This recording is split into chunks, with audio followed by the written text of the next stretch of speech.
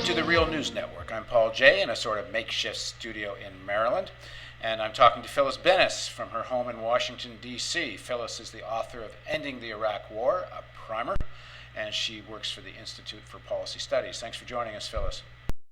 Good to be with you, Paul. What do you make of the argument that these different sections of the elite, Shia elite, Sunni elite, Kurdish elite, that they're all biding their time for the Americans to leave, to have it out about who's going to control Iraqi oil? And so that in that sense, the fact that American troops are there does play a kind of a stabilizing role. And I guess what they're hoping is that the faction of Iraqi elite that they like will be strong enough to be dominant when they leave. I think that's exactly what the plan is. The problem is, whenever they leave, they're going to have to leave at some point. And whether it's now, as I advocate, or in 18 months and then 3 years, as President Obama is pledging, or whether it's 10 years from next Purim, as some would like to say, or 100 years, as John McCain said, at some point they're going to have to leave. And at some point, Iraqis are going to have to get the right to determine their own future. Now, I don't believe that's going to be a very nice future for Iraqis, for the region, or for the world. I think it's going to be a messy future. I don't think there's going to be a lot of democracy, but I don't think there's a lot of democracy there now.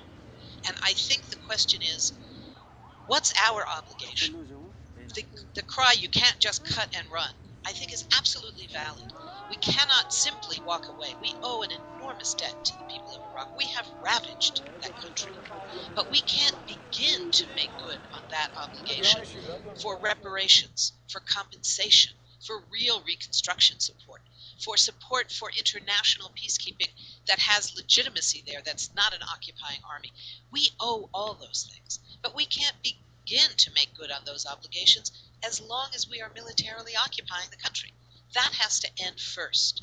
Then we can begin to play that other role. There's a referendum coming this summer in Iraq where the people of Iraq are supposed to decide whether they agree with this withdrawal agreement with the U.S. or not. If that referendum passes, does it, one, legitimatize the U.S. troop presence until 2011, but does it also seal the issue that they have to get out in 2011? Well, I'm not sure either one actually happens. Certainly if the referendum takes place is the key question. The if there is it's a very dicey if. We heard in President Obama's speech that he wants to make sure that U.S. troops in large numbers are in Iraq through the period of the elections, the parliamentary elections that are set for next December. We heard nothing, not a mention, about the referendum that's planned for the summer and what role U.S. troops or the U.S. might take vis-a-vis the plans for that. They may try and stop it from going forward at all, not because it could legitimize the exit timetable of the agreement that was signed between the U.S. and Iraq, but precisely because the Iraqi people may say, we want you people out tomorrow. We want you out in a month. It may not be enough to say 2/3 out in 18 months and the rest out maybe at the end of 2011. They may have a very different agenda, one that's much more rapid in demanding withdrawal. And then what will the U.S. do? This is a very serious question.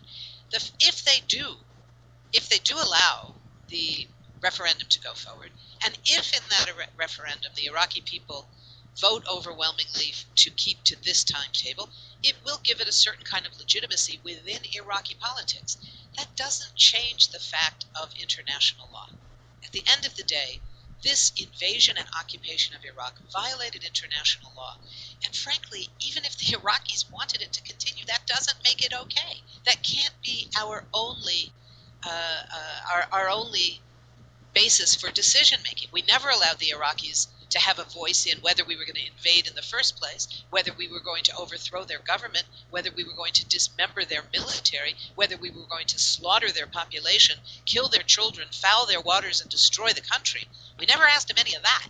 Why are we so interested all of a sudden in being bound by what they say that might allow us to stay a little longer? But the referendum will tell us something about what Iraqis think, because whether it may be that the war was illegal at the beginning, but it may be that a certain number of Iraqis want some kind of time period in order to have this transition. So I guess we'll find out. Yes. I have no doubt that's the case. I imagine there are probably many Iraqis, and particularly those in the government, who have a particular interest in wanting the U.S. troops to remain. But I'm sure there are others who do as well.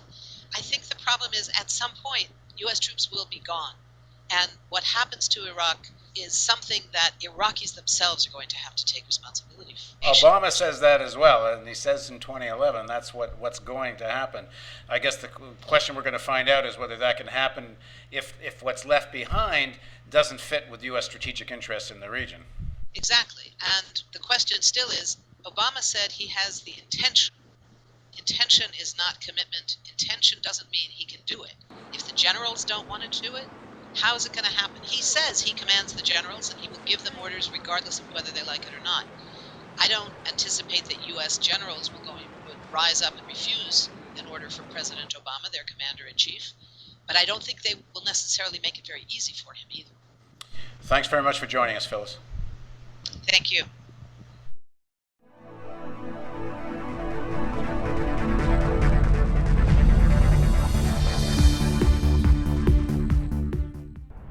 Donate today and receive a new documentary film available to members of the Real News Network.